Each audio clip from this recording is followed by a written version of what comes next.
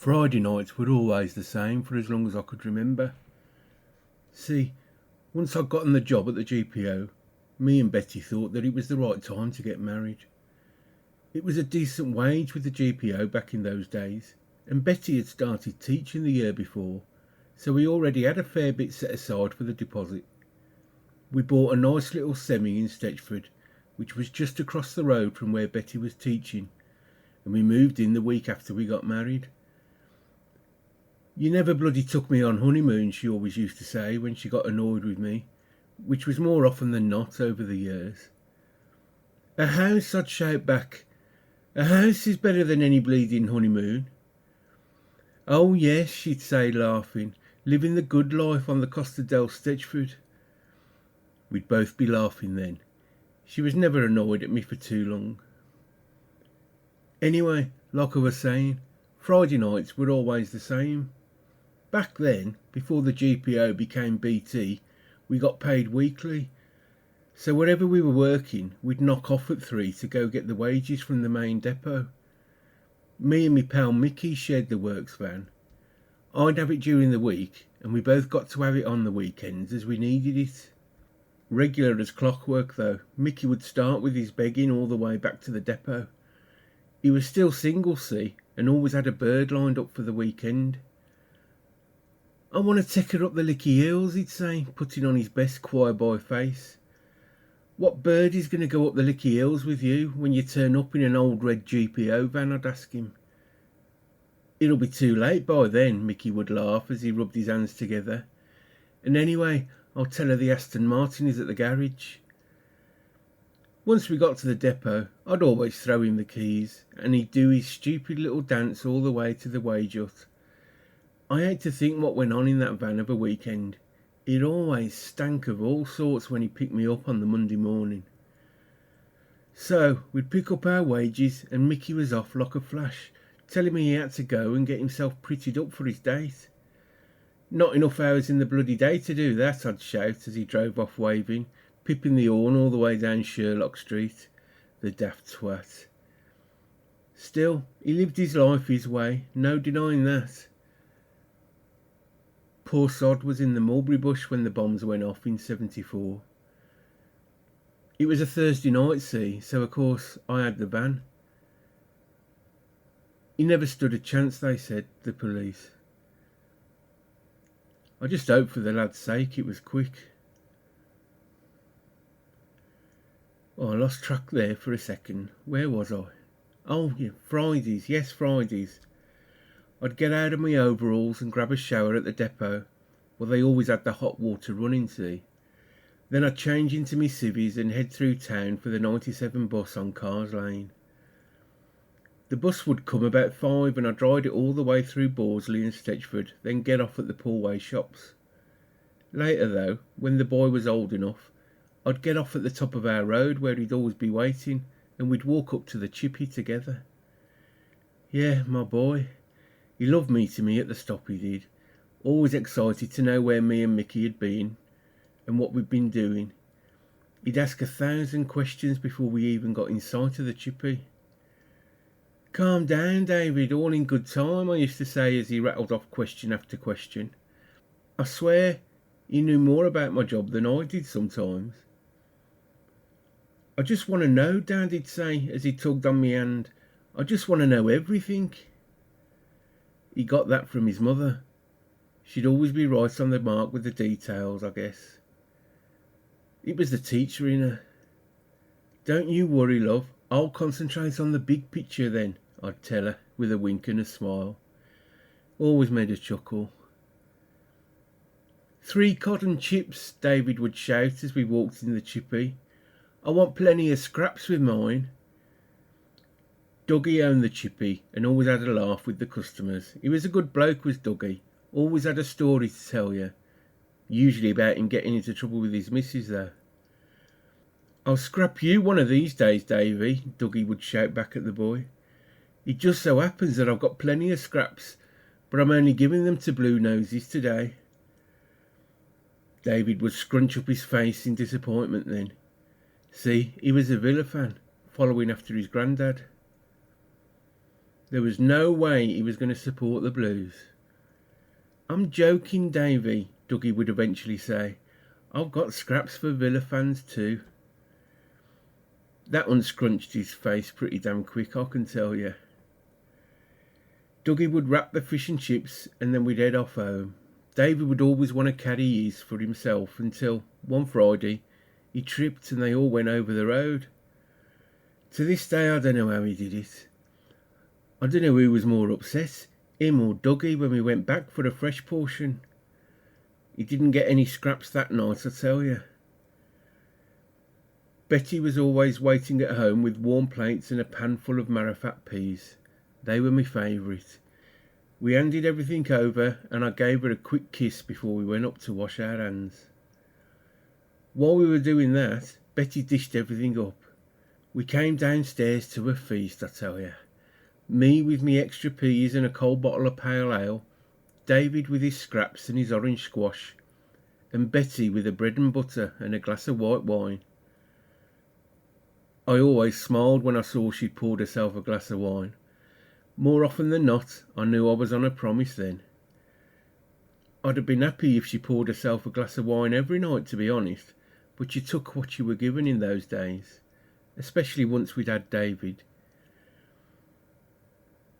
It was a difficult birth, you see. David was fit and healthy, all his fingers and toes, but he'd made a job of it, coming out like. Betty was in hospital for 6 weeks after the birth and was told there'd be no more kids after David. I know it broke her heart. It broke mine as well. But after she came out, she just got on with things. I think the teaching helped. She had new kids every year, she used to say, more kids than she could ever want. But sometimes I'd see her sitting at a mirror, a sort of look in her eye that said otherwise. I'd always buy her flowers on those days. It helped a little. So that was our Friday nights for years.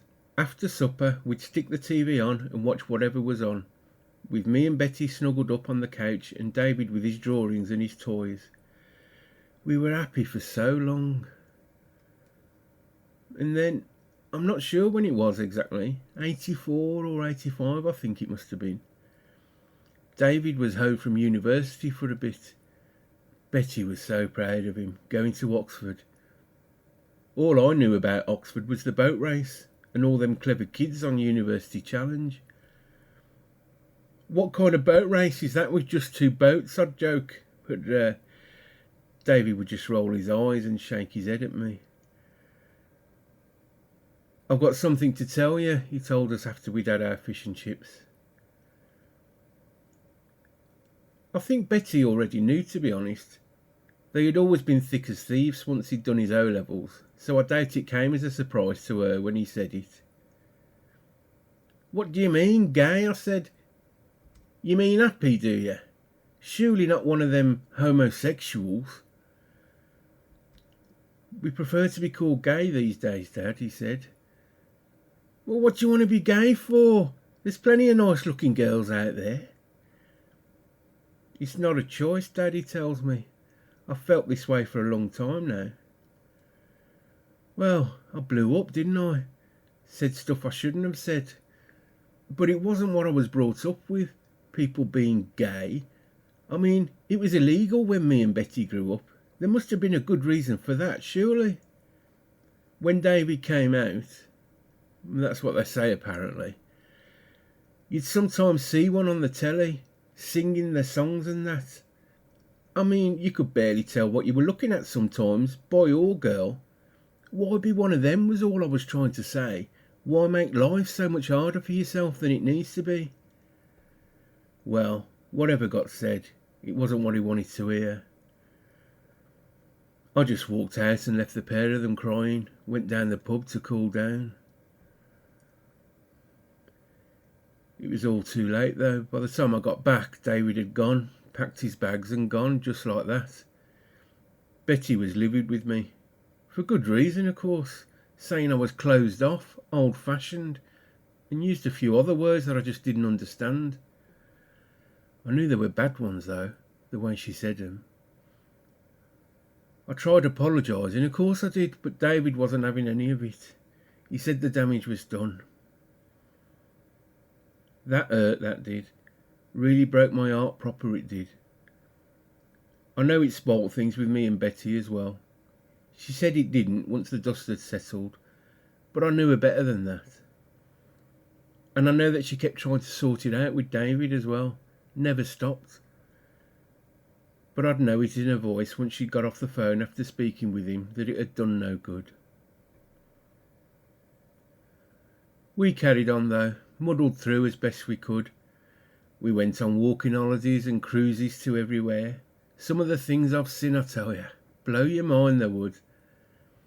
Another honeymoon then, aren't you a lucky girl, I'd declare every time we went somewhere.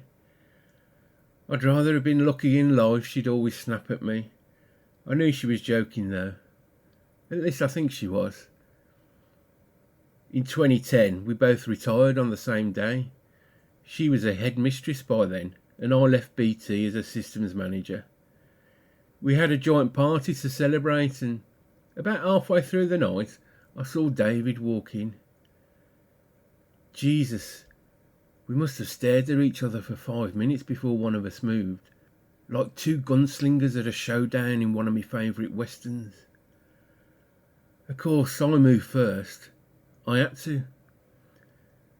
Truth is, I didn't want to let him go then, so I sure as hell weren't going to let him go now. I walked right up to him and grabbed the boy, holding on to him for all I was worth. And he held me back, and we were just there as though all those lost years had melted away, and it was just me and my boy again, like it should have always been. And we talked that night. God, did we talk. He told me all the things he'd gotten up to, and how he'd just got a job in Scotland as a marine biologist. He asked about us giving up work, and how was Mickey Jr. these days. See, it turned out, a week after Mickey got killed, this young lass turned up at the depot telling us she was 4 months gone, and Mickey was the father. God love us, that was just like Mickey to go and do that. Karen, that was her name, she ended up moving in with Mickey's parents, with them helping her raise Mickey Jr. when he came along. A few of us would go and see the boy every now and then, see how he was doing, and give them a little bit of money. I think Mickey would have liked that. Anyway, back to David and him being one of them marine biologists. I was going to ask why the hell would he want to go to Scotland, but thought better of it. I did tell him it was our Friday night fish and chips that set him on his path though. He just smiled at that, he wasn't having any of it. Well, all that happened a few weeks ago. That night we sorted it out for him to come and stay before he made the move to Scotland, and they turned up this morning. He's a nice fella, this Silvio. He's very well groomed, Betty said as we watched them get out of their car. I could see by her nodding that she approved. Ah, I said, but you'd expect it from one of those, Betty stared at me and did me right in the ribs then. Oh, Italians, I said, laughing. I got ya. So we're back to fish and chips on a Friday night again, for 4 this time. David's ordered them online, as Dougie's long since gone. I said I doubt he'll get any scraps with him ordering off that internet. He said he's brought us a film on something called a DVD as well, and a little gadget to hook up to the telly. It'll be something for us all to watch after the meal, because he knows I like my westerns. Brokeback Mountain it's called. He said I'll love it. I can't bloody wait.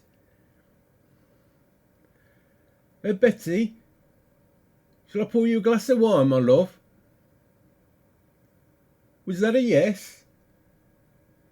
Oh yes, I think my luck might be in tonight.